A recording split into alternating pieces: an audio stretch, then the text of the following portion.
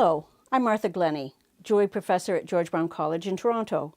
My videos look at different jewelry forms, items. I'm offering tips, tools, and suggestions that work for me. We've moved to the polishing lathe to look at wheel brushes because I feel it's so important to emphasize that wheel brushes are most effective when used on the polishing lathe. We have lots of choices when we're polishing, don't you? In previous videos, we've looked at wheel buffs, we've looked at laps, and now we're going to have a look at wheel brushes. You can see by the array that's here in front of me that we have lots of wheel brushes at our disposal. Not only do they come in different sizes, but as we look at these, we can see they're often different colors, and those colors relate to the stiffness of them. And the stiffness, you can kind of think of it as coarseness. So this one, which is very stiff, is going to leave more lines than this one, which is very soft. I often come out in the middle, and I like to use the ones that are a sort of a medium. And you might think, well, okay, Martha, I can understand how this one goes on our tapered lathe, and I can see how this one goes on our tapered lathe. But you're telling me that this one is going to go on our polishing lathe? Well, it does with an adapter. So this adapter is basically a mini tapered spindle that goes on to our big tapered spindle. And then this one goes right on there. Easy as can be. You will notice that this one is identified as right, which means that it goes on the right-handed spindle. It would be, say, left if it goes on the other spindle. There is another kind of adapter, which is this kind, which basically is a screw mandrel and with a wooden hub, and that threads on, and then your piece, your wheel, goes on to the screw mandrel just like you would for the flex shaft. This is quicker, easier to deal with. This one also, if I can get this at the right angle, I think you might be able to see that this mandrel is not in there straight. So when this goes round, this is going in an eccentric oval, not a circle. And that doesn't help out our process much. So if you're going to buy one of these, which is much less expensive than one of these, then just make sure that that mandrel's in there straight. That's my little tip for you. All right, so we've looked at the variety. They come in different sizes, they come in different stiffness. Well, what are we going to polish with these? Oh, wait. Before we go any further, we have to talk about compounds. Because wheel brushes don't do anything on their own. All they'll do is make lines on the work. If we want to cut through sanding lines, we need to use compound. So you can use your regular compounds, Tripoli or Gray Star or Luster Bar. But for a really effective wheel brush, I quite like bobbing compound. And bobbing compound is a little bit coarser than Tripoli, but it's greasier than Tripoli. So it will hang on to the brushes better than Tripoli does. And it works really slick. So we've got wheel brushes, we've got bobbing compound, we've got rouge that we can use with wheel brushes. What kind of forms are we going to use this with, right? Well, we were looking at ways to sand this form with rotary tools. Wheel brushes are your choice for coming in and doing these low areas down here. Our little leaf that we looked at, particularly getting down into those areas, wheel brushes are going to do it for you. A ring like this solitaire that has these fine claws up at the top, Well, can you imagine taking that to a wheel buff like this? Those claws would be worn away in no time. So a wheel brush is going to be very helpful for that kind of thing as well. And then lastly, and what I quite wanted to show you, was how you can use wheel brushes effectively on textured surfaces.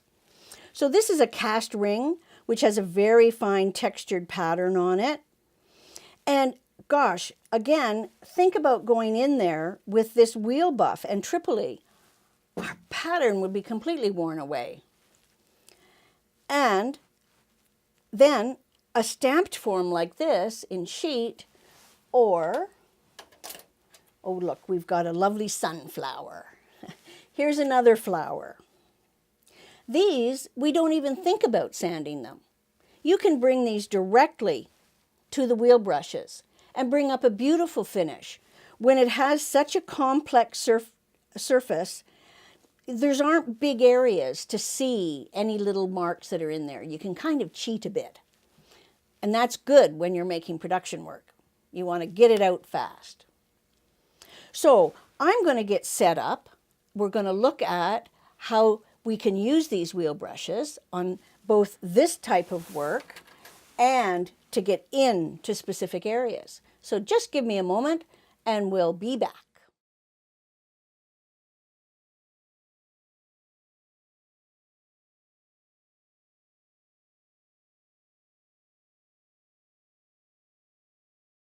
The first form we're going to look at is this little swirled form. And I've put on one of the good size ones, wheel brushes, and this is a stiff wheel brush as well. So let's have a look at how we can use that. And you can see particularly one of the reasons I like to use the wheel brushes at the lathe is that we can, because I'm holding it with two hands, you can be very maneuverable with it. So we've got the vacuum going, our lights are on, and we'll get some bobbing compound on there. Now, I'm only going to use this for into the bottom area. I'm not going to use that for the flat areas, but I can tip it up on its edge to get one side, tip it up on the other edge to get the other side. And one thing I will say, even though the bobbing compound sticks quite well to the brushes, you do have to add the compound a little more often with the wheel brushes. Okay, now I can see that although that's working pretty well, it does have a certain width, and it's not really going down to the bottom where I want it to. So I am going to switch over to using my adapter, and I am using a less stiff brush, kind of a medium brush. And so now I've come out here a little bit, but I think that's fine.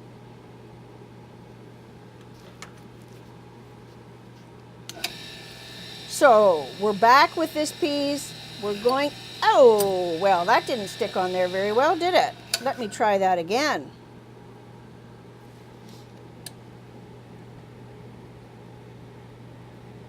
These wheel brushes don't have threads in them, so you just sort of have to crank them on there. I hope better luck this time. There we go. Now, because this is narrower and finer, I'm thinking I should get a little more luster, right? Because this is refining it.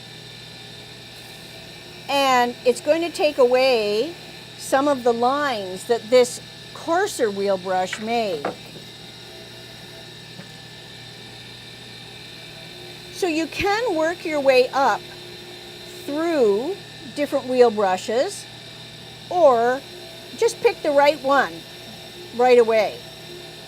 And I am pleased. That is coming up with quite a nice luster down in there. I don't know if you can see, it's beginning to have reflections.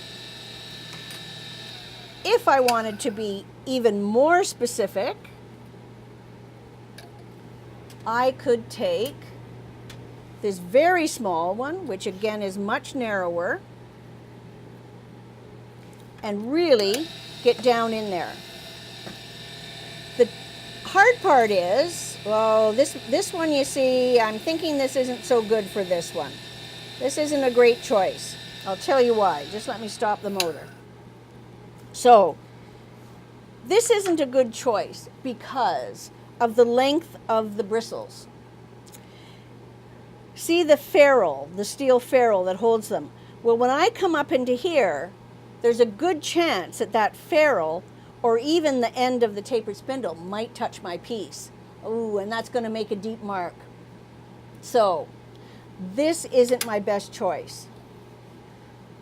There is one thing that I actually, and I'm sorry, I forgot to apologize, which is that within the different sizes, they do come, there is a range of bristle lengths.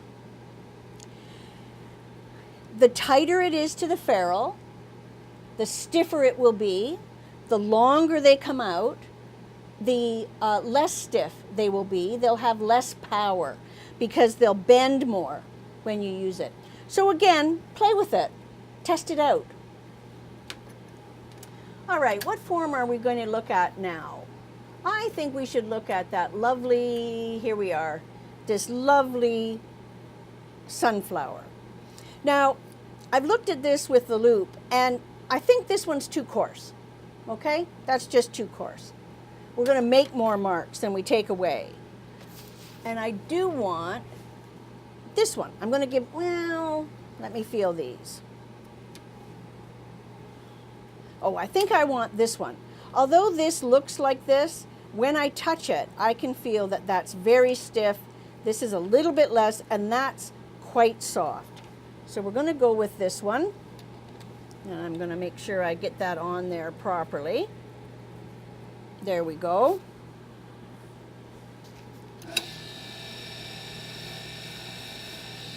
And I just want to come in here.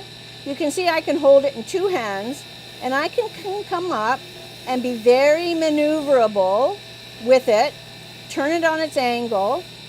And I will say, one of the things I always do with this kind of work is I'm going to be very methodical so that I remember where I was. So I'm going to do each of these little petals on the sunflower in turn.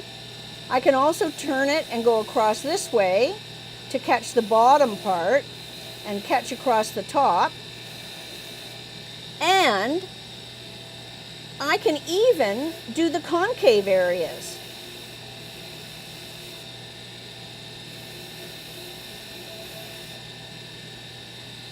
So you'll start with, this one is, I can tell the bobbing compound here is pretty aggressive.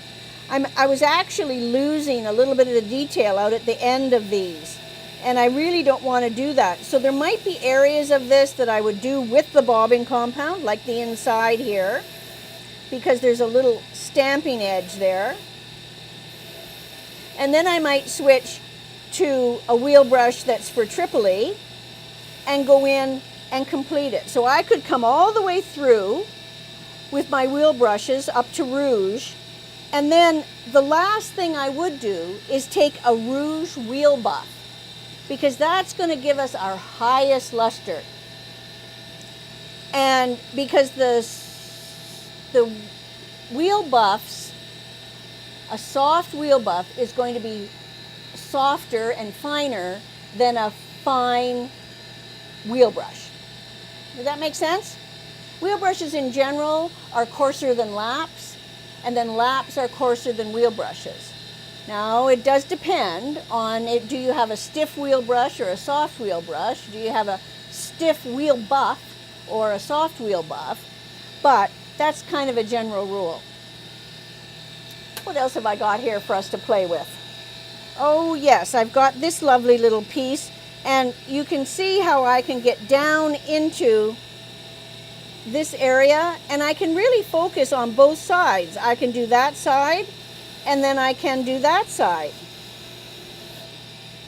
And I can get up close to here, and I can do these areas as isolated areas much better because of the small size of this than I could with a wheel buff. A wheel buff, I would totally lose the crispness of this form. But when using a wheel brush, I can isolate that area. Can even put my finger up on it so that it doesn't get polished at all. What other little goodies do I have up here? Oh, here's this one. Now this one you want to be careful. In fact, I would stop this, take this one off, and let's do this one and use not the bobbing compound.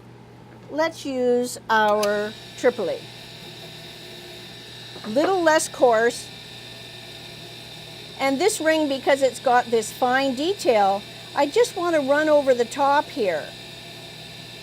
And if I use too stiff a brush or too aggressive a compound, I'm going to lose my pattern. So I'm just going over it.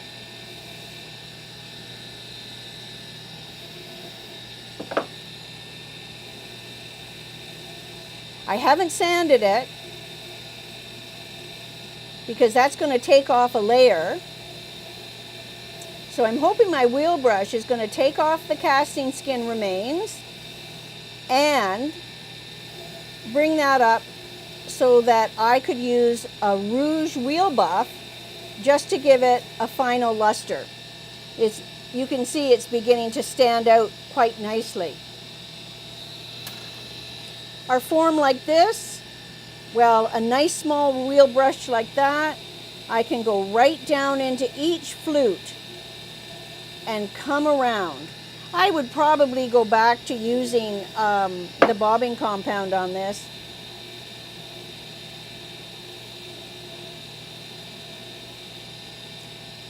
There, you can see the luster and reflection that's coming up. And surprisingly, you can use this for quite a bit of the inside of this piece.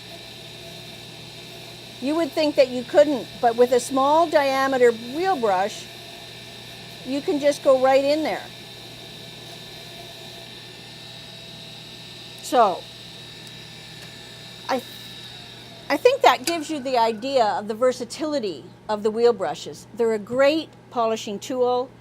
They can be helpful in another circumstance, which I haven't talked about, but with silver jewelry, sometimes we have to deal with fire scale. And with the bobbing compound and a medium wheel brush, it's great for getting in there to help get rid of fire scale. So I think that sums up our look at rotary tools, and I'll see you next time.